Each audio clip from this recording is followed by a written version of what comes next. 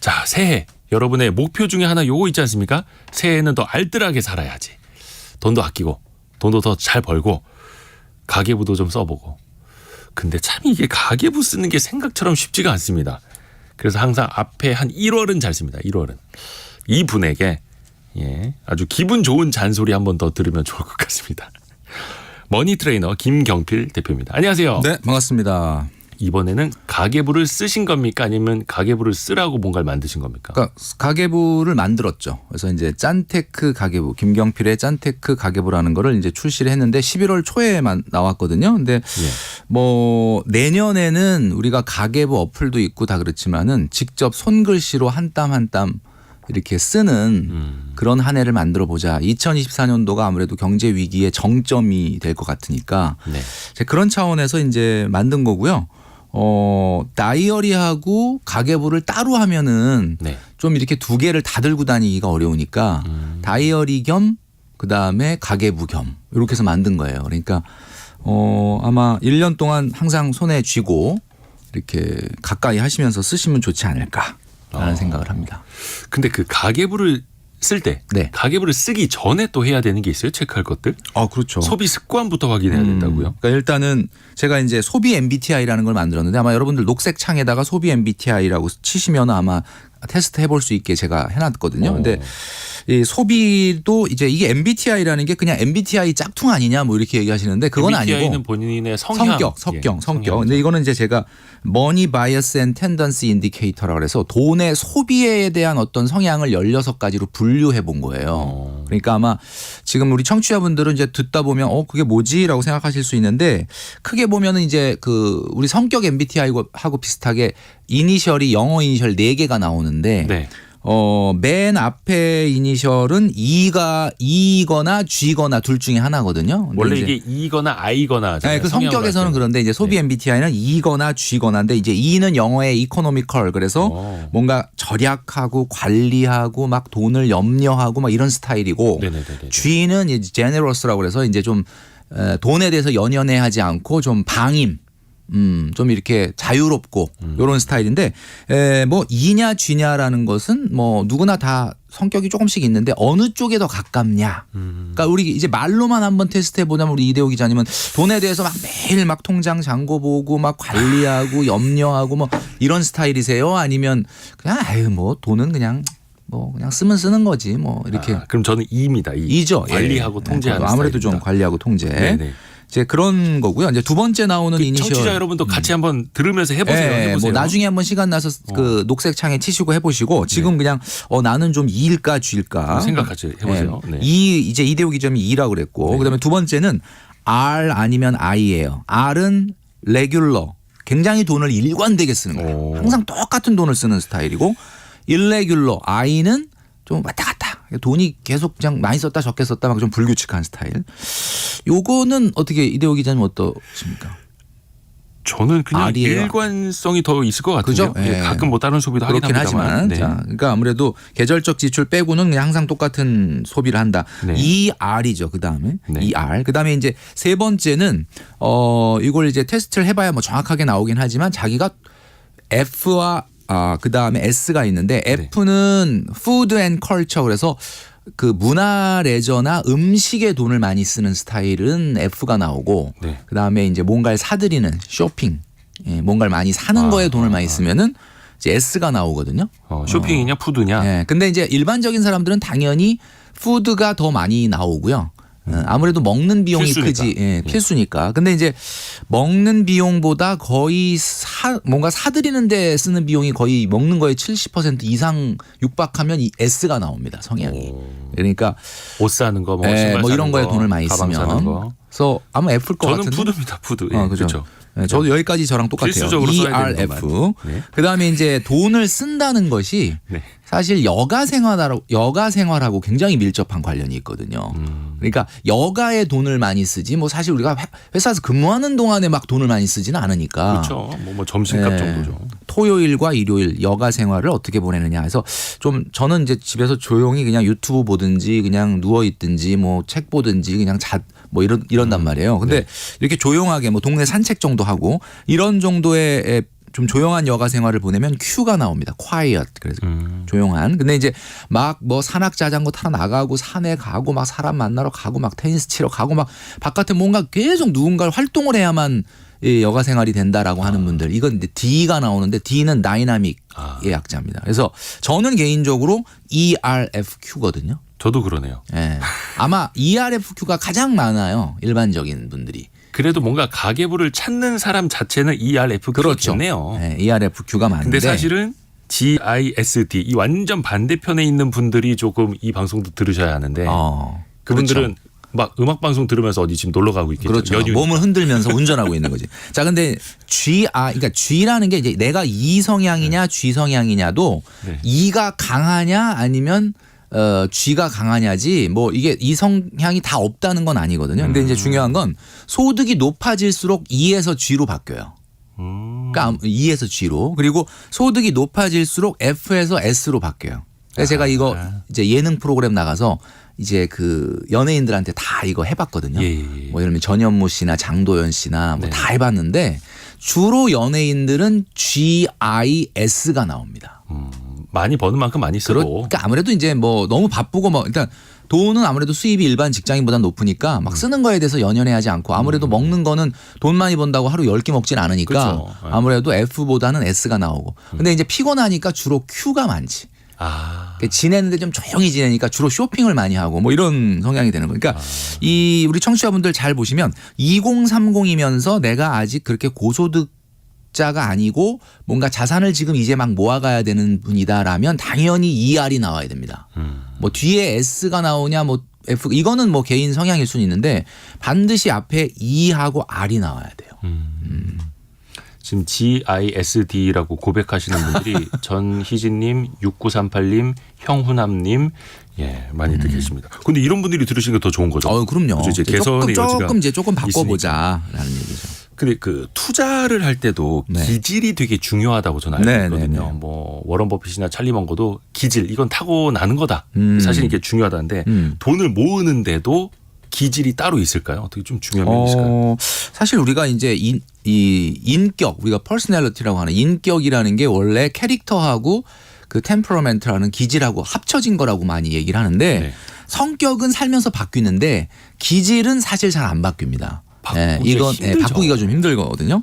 그러니까 사실 돈을 모으는 거는 기질에 가까워요. 그러니까 이게 사실 어렸을 때 자기 경험이라든지 어떤 이런 것들이 그러니까 중간에 이제 돈 좀 모아봐야지라고 해서 잘 안 바뀐다는 거거든요. 물론 뭐 우리가 바꾸려고 노력은 해야 되겠지만 진짜 부자가 되는 기질은 사실은 E보다는 G입니다. 네? 무슨 얘기냐면 제가 이제 이 얘기를 하면 많은 분들이 약간 좀 여유, G는 방임, 좀 이렇게 자유 방임. 근데 이제 자유 방임이라는 게 좀 나쁘게 얘기해서 자유 방임이지 좋게 얘기하면 돈에 대해서 막 너무 연연해하지 않는 스타일이거든요. 그러니까 내가 소득이 높아지면 아까 우리 일부에도 보니까 N잡 얘기를 하시던데 사실은 엄밀히 말하면 사실 내 소득이 올라가야 부자가 되거든요. 내가 성장을 해서 내가 소득이 올라가고 그 전보다 왜냐하면 이제 2030들은 막 월급이 직장인들 받으면 진짜 빤하잖아요. 그러니까 그분들은 어쩔 수 없이 2가 될 수밖에 없고 2가 돼야 되는 게 맞는데 소득이 성장을 해서 어느 정도 조금 여유가 생기면 자연스럽게 2에서 G의 성향으로 좀 넘어간다. 그러니까 G가 나쁘다는 뜻은 아니에요. 막 뭐 함부로 한다는 뜻이 아니라 돈에 너무 연연해하지 않아야 그래야 어떤 투자 기회가 왔을 때도 사실 우리가 너무 절약절제를 하는 분들은 투자 기회가 와도 못하죠. 이게 투자를 해야 되는 건지를 잘 못하는 거예요. 그러니까 어느 정도는 좀 소득이 높아지면 G의 성향을 갖고 그런 분들이 오히려 좀 부자가 될 확률은 높다 이거죠. 이게 조금 좀 아이러니하기는 한데 일단 잘 모으고 또 중요한 거는 잘 벌고. 일단은 처음에는 2로 시작은 해야 됩니다. 분명히. 그렇죠. 아끼면서 일단은. 지금 돈 버는 것도 얼마 없는데 벌써부터 막 G 막 다 밥 사고 막 아무데나 돈 쓰는 거에 대해서 연연해하지 않는다 이러면 안 되는 거죠. 투자도 사실은 잃지 않는 것에서부터 시작을 해야 되는 거니까요. 자, 그리고 소비 습관을 좀 다져 나가야 되는 거 아닙니까? 그렇죠, 사실은. 근데 이것도 뭐 좀 단계가 나뉘어요? 네, 단계가 있는 게 우리가 이제 가계부를 쓴다 그러면 막막하잖아요. 이건 가계부는 무조건 내가 오늘 소비했던 그 내용만 기록하면 되는 건가? 뭐 이렇게 생각하실 수도 안 써보신 분들은 그렇단 말이죠. 근데 이게 이제 사실은 첫 번째 소비 점검이라는 게 내가 작년에 그러니까 작년이 아니지 이제 올해 내년부터 쓰신다 그러면 이제 올해 소비죠. 올해. 네. 올해 1년을 돌아봤을 때 가장 컸던 소비가 뭔가. 그리고 가장 잦았던 소비가 뭔가. 그리고 가장 중요한 건 가장 후회했던 소비가 뭔가. 요거를 보면 왜냐하면 이게 다시 한번 그 실수를 범하면 안 되지 않습니까? 네네. 내가 쓰고 난 잘 썼다라고 생각하는 건 상관없는데 예. 내가 야 이거는 정말 쓰지 말았어야 되는데 내가 정말 큰일 정말 이거는 내가 실수구나. 그러니까 내가 뭐 큰맘 먹고 100만 원짜리 샀는데 정말 만족해. 그리고 그럼 앞으로 뭐. 10년 20년 쓸 것 같아라고 그렇죠. 하면 좋은 거고. 그렇죠. 근데 그게 아니라 10만 원짜리 샀는데 사고 나니까 이거 괜히 샀다. 맞아요. 그러면 이게 진짜 후회되는 거죠. 그래서 가계부를 쓴다는 거는 이런 거랑 똑같거든요. 우리가 비행기가 목적지까지 날아가는 동안 하늘에 길이 없는데 어떻게 날아가냐 봤더니 항로라는 게 있긴 한데 그렇죠. 비행기가 끊임없이 그 항로를 이탈한대요. 그래요? 끊임없이 이탈하지만 이탈하면은 다시 텔레커뮤니케이션을 통해서 살짝 톡 쳐갖고 다시 돌아오고 또 이쪽으로 또 항로 이탈하면 또 톡 쳐서 이쪽으로 돌아오고 이거를 수십만 번을 해서 결국 목적지로 가는 거거든요. 그러니까 우리가 가계부를 쓴다는 거는 우리가 이거를 내가 얼마를 써야지 어떻게 써야지라는 건 미리 연초에 계획을 세운다면 그거대로 항로를 정해놨다 하더라도 우리는 끊임없이 이탈할 수밖에 없습니다. 그러니까 그 이탈하는 걸 중간에 계속 톡톡 쳐가면서 항로에서 벗어나지 않도록 하기 위해서 하는 거예요. 그래서 1단계는 내가 올해 정말 잘못했던 소비와 후회했던 소비가 뭔지를 파악하는 것이고 이 소비 MBTI를 통해서 내가 뭐가 문제구나라는 걸 파악하는 게 첫 번째 단계다라고 말할 수 있죠. 제가 요즘에 그 메타인지 배우고 있는데 그게 인지를 인지하는 거라고 하더라고요. 내가 아는 거를 아는 거, 모르는 걸 아는 거 이거라고 하는데 가장 위험한 게 내가 다 안다고 생각하는 게 가장 위험한 거잖아요.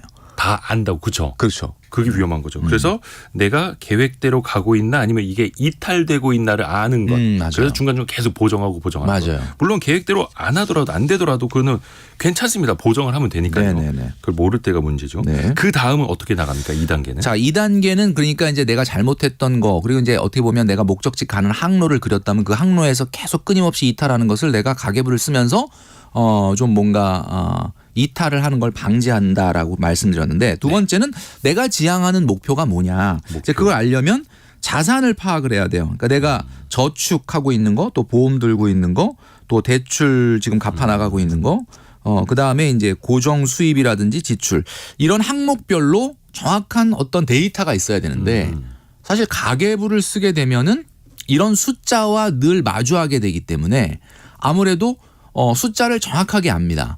그러니까 우리가 이제 회사에서 보면은 그 회사는 재무상태표 이 회계라는 걸 하기 때문에 뭐 수입과 지출이 있고 자산이 얼마고 부채가 얼마고 이 매일 변하는 것들을 이제 보는데 정작 집에 와서 내 개인 재정에 대해서는 이런 회계의 개념을 안 도입을 하고 있지 않습니까? 가계부를 쓰게 되면 자동으로 1인 기업인 나의 경제 다이어리를 쓰게 되니까 요 숫자를 정확하게 파악할 수 있어서 굉장히 도움이 되는 거죠. 그러네요. 그래서 나의 상태, 나의 자산을 항목별로 파악을 해야 되는 거고 또 요즘에는 그 마이데이터라고 해서 금융회사에 나의 정보 공개를 이제 동의를 하면 뭐 포털이나 아니면 은행이나 뭐 증권이나 이 앱에서 네. 내가 갖고 있는 자산들 다 긁어와서 알려주죠. 네네네. 이렇게 해서 파악을 하시는 것도 좋습니다. 그리고 또 그거를 꼼꼼하게 한번 적어보시고요. 네네, 그렇죠. 그래서 제가 이제 뭐 요즘 가계부 앱이 잘 나와 있긴 하지만 그래도 이제 2024년도에는 다이어리를 가지고 다니면서 그 다이어리에 가계부를 합쳐서 한번 직접 손글씨로 써보자라는 말씀을 드리는 거죠. 자, 이제 이런 분들 등장하기 시작했습니다. 장현희님, 오늘 방송은 왠지 무릎 꿇고 손 들고 들어야 할 것 같은 기분입니다. 네, 무릎 꿇는 분이 굉장히 많네. 제가 지난달에 나왔을 때도 무릎 꿇는 분이 있었는데. 연말이니까 특히 네. 그런 것 같습니다. 자, 그러면 3단계는 뭡니까? 소비 습관, 좋은 소비 습관 세우기 3단계. 네. 3단계는 이제 구체적으로 목표를 세워야 되는데 제가 지난달에 나와서도 그 말씀을 드렸지만 우선은 내가 내년도에 벌어들일 소득이라는 건 거의 정해져 있습니다. 아마 자영업자나 사업을 하시는 분들은 모르겠지만 네. 직장인들 같은 경우는 이제 이 경기 이 하락이 인센티브나 상여금을 좀 줄일 수는 있지만 네. 어쨌든 내년도 3월 주로 뭐 3월에 많이 있는데 임금 협상이라든가 임금 인상에 있어서는 올해 엄청나게 작년 재작년에 발생한 물가 상승 때문에 아마 웬만한 회사들은 다른 해보다는 일단 정기급여 인상률은 조금 높아질 것 같기는 한데 인플레이션 때문에 어쨌든 그래서 그 부분을 예상을 하시고 그 예산 중에 내년에 얼마를 총량으로 저축할 건지를 정하셔야 돼요. 네.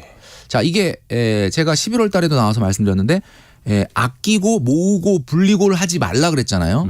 모으고 그다음에 모은 것 때문에 아껴지면 그다음에 불릴 수 있다. 그러니까 이 얘기는 무슨 얘기냐면 내년도 가계부 쓰기 전에 총량으로 얼마를 저축할 건지를 아주 고민을 하셔갖고 정하셔야 되는 거예요.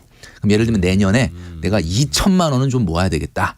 무조건 2천만 원은 좀 남겨야 되겠다. 이렇게 생각하셨다면은 뭐 저축으로 얘기하면 한 160, 한 2, 3만 원 정도 저축하셔야 되는 거예요. 한 달에. 네. 그거를 내가 정기적금으로 할지 아니면 보너스 나올 때 예금으로 할지 아니면 정기적금과 예금을 섞어서 할지 이것을 정확하게 정하시는 것이 좋다. 사실은 뭐 단기 목표도 있고 중장기 목표도 있고 장기 목표도 세워라 그러지만 이거는 이제 이론적으로는 그런데 여러분들이 내년을 대비하면서 사실 막 중장기적으로 뭐 장기적으로 내가 가계부에 그런 내용까지 담기는 사실 좀 어렵고요. 일단 심플하게 말씀드리면 내년에는 무조건 하여튼 총량으로 요거는 내가 꼭 저축을 하겠다. 라고 하는 걸 오늘 여러분들이 지금 올해가 이제 한 9일 남았으니까 지금 딱 하기 너무 좋은 시기인 것 같아요. 예. 그거를 먼저 목표를 정해보자. 총량으로. 예, 물론 총량으로. 이제 본인의 소득이나 고정적인 지출 다 파악을 하고 얼마를 모으겠다. 그죠. 그러면 그걸 모으고 나면 뺀 나머지 금액이 뭐예요? 그게 내가 쓸 수 있는 그렇죠, 돈. 그렇죠. 그 내가 쓸 수 있는 돈을 이제 막 항목별로 나눠서 이 가계부에 끌고 와서 이제 목표로 놓고 매일 지출을 쓰시면서 이제 그것을 이제 안배하는 한마디로 말해서 그 작업이 가계부 쓰는 작업이 되는 거죠. 예. 긴급 질문 들어왔습니다. 네. 나채은 님이 불규칙한 자영업자는 어떻게 하면 좋을까요? 네. 그러니까 제가 11월 24일 방송에 나와서 한번 말씀을 드렸는데 그 아무리 불규칙하다 그래도 사실 예상되는 평균치는 있잖아요. 패턴이 보인다. 네, 그리고 직장인들도 솔직히 말하면 자기 소득이 올해 얼마다 그러면 보너스가 있기 때문에 인센티브가 있고 뭐 특근 수당이 있어서 솔직히 정확하게는 모르거든요. 네. 물론 직장인이 훨씬 더 기본적으로 그 내용을 파악하긴 좋겠지만 네네네. 자영업자시니까 굉장히 힘드시겠지만 그래도 평균치라고 하는 부분을 감안을 해서 계획을 세우셔야 되고 그때 모자라거나 남으면 어떡하냐 이제 그것 때문에 만들어야 될 통장을 제가 그때 저수지 통장이라고 말씀드렸죠. 저수지 통장. 네, 저수지 통장. 네, 저수지 통장은 함부로 건드리시면 안 됩니다. 그거는 소위 말하는 사업자금 같은 운전자금이 왔다 갔다 해야 되는 자금이니까 내가 항상 똑같은 일률적인 돈을 꺼내 쓰고 꺼내서 저축할 수 있게끔 해주는 통장이 저수지 통장이에요. 네. 그러니까 그 통장을 만들어서 평균치를 적용해서 목표를 세워보자.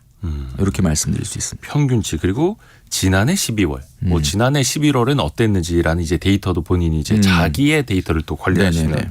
좋을 것 같고요. 그런 질문은 안 들어보셨나요? 아, 요즘에 다 뭐 카드 내역 문자 메시지로 오고 뭐 한데 굳이 가계부까지 써야 됩니까? 라는 질문이요. 그러니까 이제 그 제가 아까 그 비행기 얘기를 말씀을 드렸지만은 그러니까 내가 이거를 모른다고 해서 그러니까 어차피 내가 만약에 그걸 알려 그러면 카드 내역서 보면 되지 않을까라고 할 수 있지만 네. 사실 중요한 건 우리가 정말 작은 예산으로 이 작은 예산을 정말 적재적소에 쓰려면 네. 돈을 잘 구분할 수 있어야 돼요. 그러니까 예를 들면 이게 외식비인지 문화 레저비인지 아니면 이게 뭐 예를 들면 고정비인지 이게 왜 중요하냐면 예를 들면 내가 이런 그 외식비, 쇼핑 유흥비, 문화 레저비에 이런 그 항목을 분리 안 하고 쓰잖아요. 네. 그러면 먼저 필요한 걸 다 써버리고 나중에 예산이 다 없어졌는데 나 이 문화 레저비도 써야 되는데 쓸 돈이 남아있지 않는 거죠. 그러니까 카드 영수증에는 그런 구분이 없단 말이에요. 아하. 그러니까 하나하나 본인이 그렇죠. 그러니까 뭐 최근에는 쓰고 난 결과에 대해서 외식에 썼는지 문화 레저에 썼는지는 뭐 카드사 앱에서 볼 수는 있는데 요걸 좀 더 이 가계부 매일매일 적을 때 식대로 얼마를 썼고 그다음에 외식으로 얼마를 썼고 그리고 문화 레저로 얼마 썼고 쇼핑으로 얼마 썼는지의 항목을 매일같이 사실 쓰는데 3분밖에 안 걸립니다. 하루에 딱 쓰는 거 3분밖에 안 걸리기 때문에 요거를 매일 여러분들이 잠자리에 들기 전이라든지 아니면 퇴근하시기 전에 PC를 끄기 전에 다이어리에 오늘 하루를 마감하면서 좀 정리해 보시면은 훨씬 더 도움이 될 거다라는 말씀을 드리고 싶죠. 근데 그 말씀 중에 가계부를 그러면 이거 매일 써야 되는 거 아니면 뭐 그냥 한 달에 한 번이나 일주일에 한 번만 써도 되는 거예요? 이게 사실 다 가계부를 경제 다이어리라고 보거든요. 그러니까 경제 다이어리. 매일 적는 게 원칙인데 네.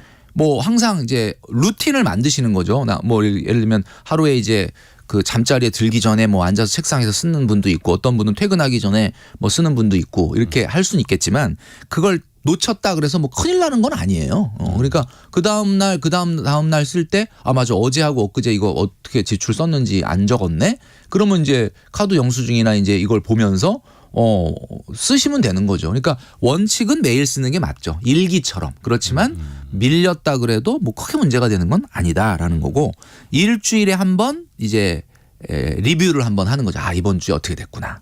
그다음에 한 달 또 끝나면 또 한 달 또 리뷰 한번 하는 거죠. 이 가계부에 보면은 월 시작하시기 전에 이번 달에 중요한 목표가 뭔지 그리고 이번 달에 꼭 도전해야 될 챌린지가 뭔지가 다 들어있어요. 그러니까 그거 보시면서 이번 한 달은 요렇게 한번 살아보자. 그다음에 이번 한 달에 또 많이 나갈 수 있는 어떤 이벤트가 뭐가 있는지도 미리 좀 생각을 해보고 요렇게 이제 좀 계획적으로 하루 3분 정도 투자하셔서 하시면 된다라는 거죠. 그렇죠. 뭐 12월에 크리스마스, 2월에 설날 이렇게 해서 또 1월에 누구 생일 이런 것들 미리미리 이제 계획할 수 있다. 그러니까 이제 5월만 되면은 항상 이 방송에서 큰일 났어요. 이번 달에 뭐 돈 나갈 일이 많아요. 뭐 가정의 달이라서 뭐 이런 얘기를 자꾸 하는데 사실 이 가정의 달에 뭐 여러 그 어린이날서부터 해서 뭐 어버이날서부터 많지 않습니까? 근데 이거를 맨날 이렇게 이제 문제다 하지 말고 이게 매년 똑같이 반복되는 일이잖아요. 그렇죠. 2008년에도 있었고 2019년에도 계속 있었잖아. 그러니까 자꾸 큰일 났네 이러지 마시고 이게 가계부를 쓰는 분들은 그런 생각을 안 하거든요. 그러니까 가계부 쓰면서 미리미리 이런 걸 좀 대비하면은 좀 좋지 않을까라는 생각을 하는 거죠. 박화수님이 저는 소비 즉시 모바일 가계부로 간편하게 남깁니다. 미루면 일이 돼서요. 미루면 일이 된다. 즉시 해야 된다. 잘하고 계시네요. 부지런하십니다. 그런데 이게 가계부를 그래도 좀 써봤는데 가계부를 써도 딱히 뭐 소비가 주는 것도 아니고 저축이 늘어나는 것도 아니고 이게 효과가 있느냐라고 또 생각하시는 분들도 있을 것 같거든요. 그렇죠. 예. 그러니까 이제 가계부를 쓰면서 내가 그래도 가계부를 쓴다는 거는 나의 소비 지출 기록 내용을 이제 기록을 하는 거잖아요. 기록을 한다는 거는 그냥 기계적으로 내가 그걸 쓴다는 게 아니라 쓰면서 그 소비와 내가 썼던 그 내용에 대해서 과연 이게 합리적이냐 아니냐를 스스로 판단을 해보자는 거잖아요. 그러려면 이제 우리가 가계부 쓰기 전에 좀 전에 제가 말씀드렸던 1단계, 2단계, 3단계. 그러니까 내가 어떤 것을 지향을 하느냐. 내가 저축을 1년에 뭐 1,000만 원을 하겠다, 2,000만 원을 하겠다라는 목표를 세워놓고 그 목표를 달성하기 위해서는 내가 이 남은 소비 예산을 가지고 써야 되는데 이 소비 예산 갖고 잘 살림을 1년 살아야 내가 하겠다라고 하는 저축을 성공할 수 있는 거잖아요. 그러니까 이렇게 목표 지향적인 분은 쓰면서 도움이 된다는 걸 느껴요. 근데 그거 그냥 가계부 써볼까? 그냥 써보면서 좀 아껴볼까? 뭐 지향하는 목표점이 없는 상태에서 그냥 쓰다 보면 나중에는 좀 질리죠. 이거 뭐야? 이거 계속 귀찮아. 이거 뭐 쓴다고 뭐 달라지는 거 없어. 이렇게 되는 거죠. 그러니까 내가 어떤 목표를 확실하게 정해놓고 가계부를 쓰는 목표를 정해놓은 다음에 저축의 목표를 정해놓은 다음에 쓰면은 이게 그래도 이렇게 쓰니까 뭔가 지름신이 이렇게 내려오는 것도 좀 막을 수 있고 그다음에 혹시 막 돈이 꼭 들어가야 될 돈이 들어갈 거 있으면 고민을 하잖아요. 몇 달 전부터. 내가 이제 쳐다보고 있으면. 이거를 요거를 어떻게 조금 좀 절약해서 그걸 좀 대비할까. 안 그러면 그냥 당하는 거예요. 그러니까 한마디로 말해서 명절이 온다든지 이벤트가 온다든지 기념일이 오면은 그게 사건 사고가 되는 거예요. 그날이 온다. 그러니까 그날이 오는 거를 가계부를 적는 사람은 미리 예상을 할 수가 있는 거죠. 그러네. 6938님도 가계부에 미리 매월의 이벤트와 큰 지출 예산을 메모해 놓고 맞아요. 예산을 세우면 도움이 되겠네요라고 또 이야기를 해주셨고요. 그리고 요즘에 많은 분들에게 이제 좀 부담이 되는 게 식료품입니다. 식료품이. 맞아요. 안 그래도 이제 인플레이션 때문에 각종 이제 식료품이 많이 올랐고 이거를 최적의 식비 어떻게 좀 맞춰가야 될까요? 사실 마트에 장보기가 겁난다라는 얘기는 지금 이제 한참 된 얘기인데 그러니까 사실 매년 그러죠. 매년 그렇긴 한데 최근에는 이 외식 물가와 마트의 장바구니 물가가 너무 많이 올랐거든요. 껑충 뛰어서. 껑충 뛰었어요. 그러니까 사실 이거를 여러분도 굉장히 고민을 하실 텐데 그래서 저는 아무래도 우리가 식생활비라는 건 세 가지 파트로 나뉘지 않습니까? 네. 세 가지 파트가 여러분도 아시겠지만 마트 장 보는 거와 마트와 외식과 배달이에요. 그러면 잘 보시면 총량적으로 조금 내가 합리적으로 줄이려면 어떻게 되냐면 외식과 배달보다는 마트 장보기가 늘어나는 게 아무래도 조금은 총량적으로 줄이기는 좋다는 거지. 그러면 외식과 마트에 대한 예산을 따로 만들 필요가 있습니다. 그러니까 식생활비 예산 이러지 말고 마트에서 장 보는 거로 얼마를 좀 충당하고 그다음에 외식과 배달 예산을 따로 이제 만드는 거예요. 그러면은 식비라고 해서 뭐 한 달에 그렇죠. 뭐 100만 원 이게 이렇게 아니라 하지 말고 한 달에 치킨은 뭐 예를 들어서 맞습니다. 뭐 몇만 원 뭐 이런 식으로 치킨 예산, 피자 예산 뭐 이렇게 만들면 진짜 훌륭할 것 같은데 뭐 그렇게까지는 아니라 하더라도 배달 예산. 자 그러면 우리가 자꾸 스페셜한 좀 특별한 식사를 하고 싶어서 자꾸 맛집을 찾잖아요. 네네네. 근데 자꾸 맛집을 찾다 보면은 이상하게 맛집인데 생각보다 맛이 없는 거야. 근데 이제 맛집을 찾는 그러니까 외식과 배달에 대한 비중을 조금 낮춰주시면 24년도에 힘들지만 낮춰주시면 아무래도 횟수가 조금 제한되다 보면은 그 식사가 조금 더 좀 특별해질 수는 있죠. 우리가 한계 효용 체감의 법칙에 의해서 그러니까 아무래도 마트와 배달에 대한 배달 외식에 대한 예산을 따로 만들고 총량적으로 마트 예산을 그래도 장바구니 물가가 올라갔다고 하지만 조금 비중을 높여보자. 이렇게 가야 되겠죠. 그냥 식료품비라고 해서 다 뭉뚱그려서 넣는 게 아니고 저는 아주 오래 전부터 이렇게 하고 있거든요. 그래서 마트 예산, 외식 예산, 배달 예산을 따로따로 디테일하게 필요하네요. 커피는 어디에 들어갑니까 이거? 커피는 문화생활에 들어가죠. 커피가 우리가 커피는 문화생활이에요? 네, 그렇죠. 그러니까 커피가 식사는 아니잖아요. 그러니까는 밥 그렇죠. 먹는 건 안 아니잖아요. 먹어도 상관은 없는데. 그렇죠. 그러니까 커피라는 것이 이제 최근에 우리나라의 커피 산업이 이렇게 성장했던 이유는 뭐냐면은 아무래도 이제 그 사람과 만나서 이렇게 대화하는 거 좀 쉬면서 뭐 그런 거잖아요. 그러니까 커피는 하나의 어떤 그런 거에 필요한 매개체가 되는 거지. 뭐 커피 자체를 뭐 내가 안 먹으면 큰일 뭐 사실 사무실 탕비실에 다 있지 않습니까?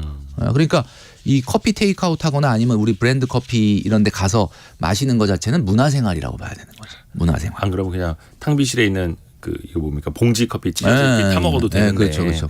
그리고 요즘은 많은 회사들이 그 에스프레소 머신이 있습니다. 탕비실에.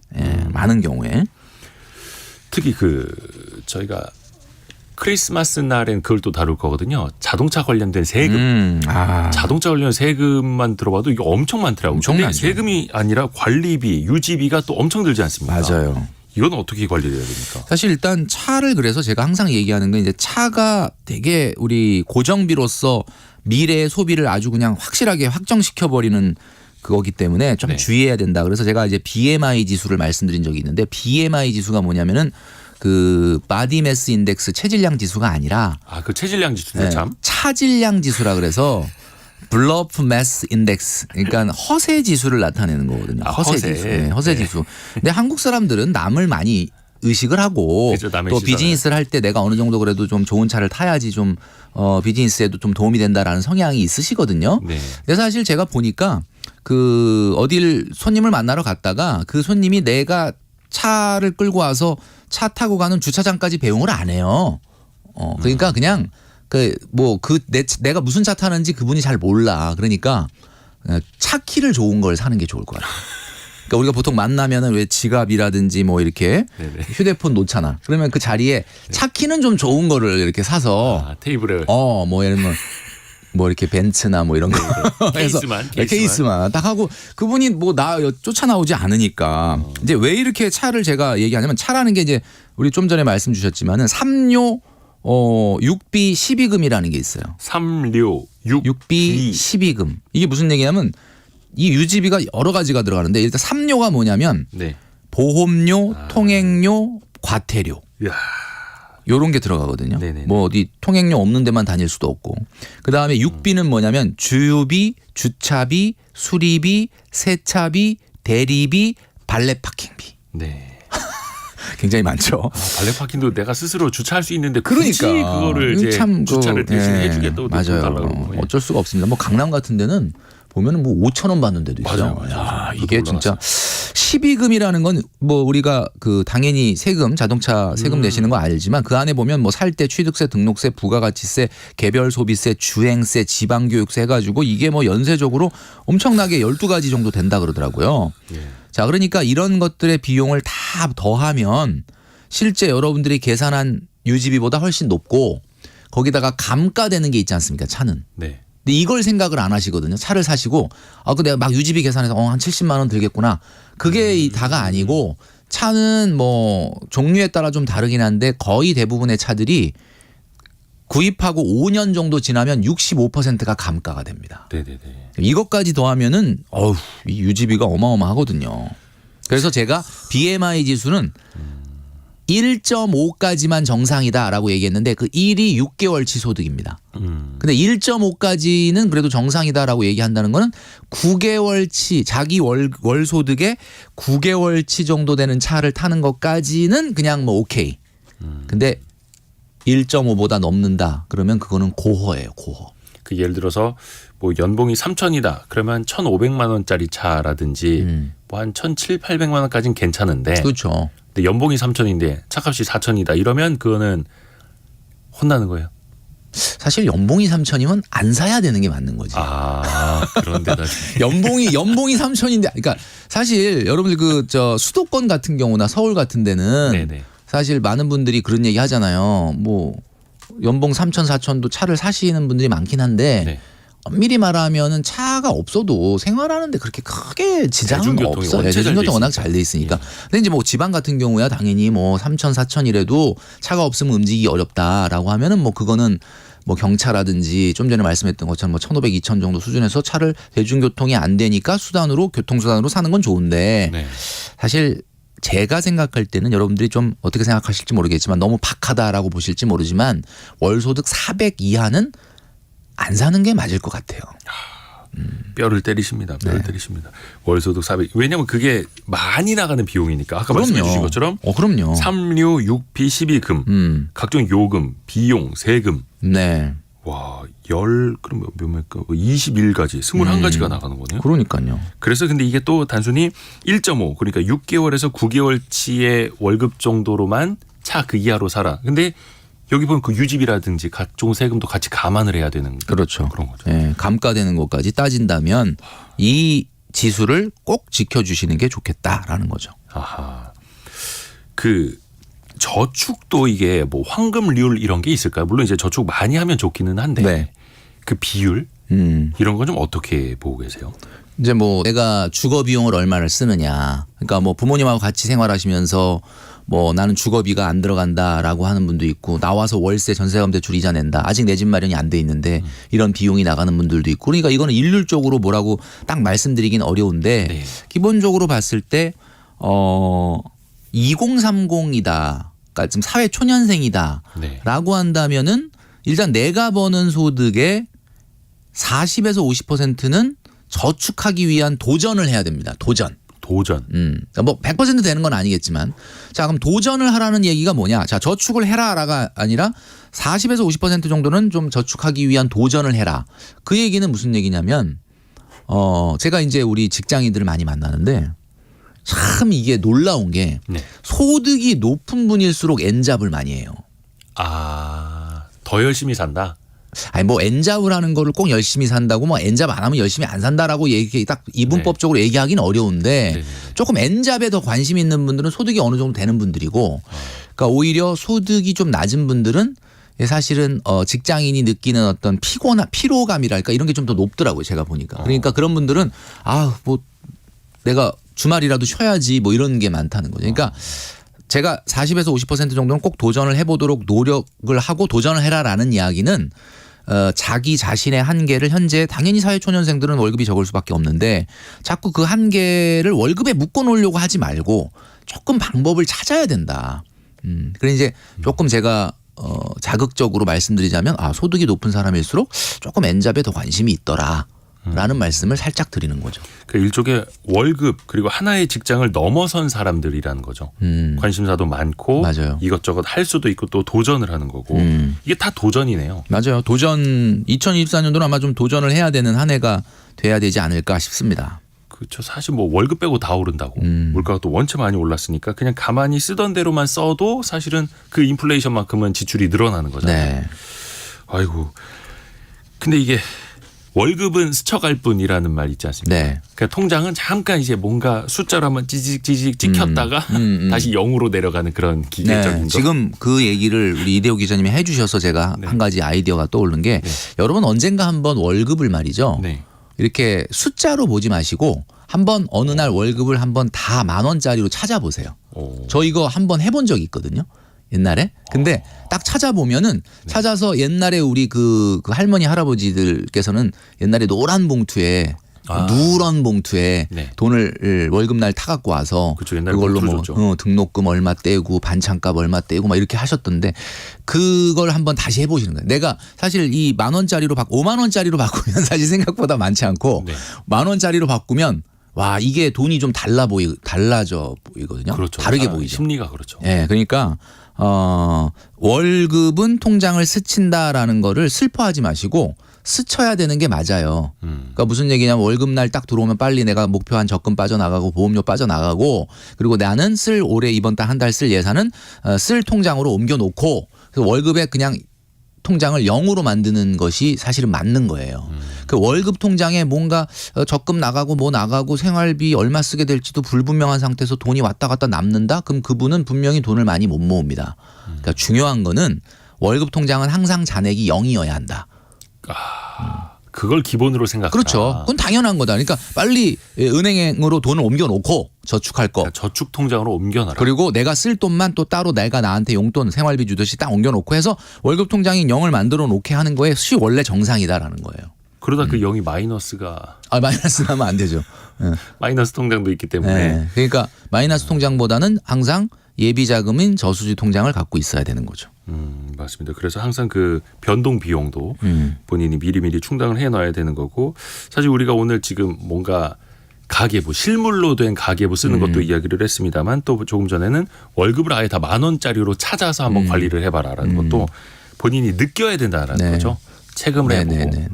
그러니까 이거는 뭐 매달 그렇게 찾아서 쓰라는 게 아니라 한 번 정도 그렇게 찾아서 이렇게 돈을 세서 나눠보고 이렇게 생각해 보면 느낌이 확 다르실 겁니다. 아마 연말에 한번 해보시면은 이게 내가 월급이 작다 하지만 그래도 또 내가 이걸 실물로 바꿔놓으면 느낌도 확 다르거든요. 예. 맞습니다. 그래서 그렇게 한번 또 체감을 해보시고 그냥 2024년에는 마음속으로만 도전이 아니라 실제로 손으로 몸으로 한번 해보시길 바라겠습니다. 왜냐하면 또 우리 청취자 여러분들 많이 또 이제 부자 되시기를 바라는 마음에서 네. 준비를 했고요. 김경필 머니 트레이너 함께했습니다. 고맙습니다. 네, 감사합니다.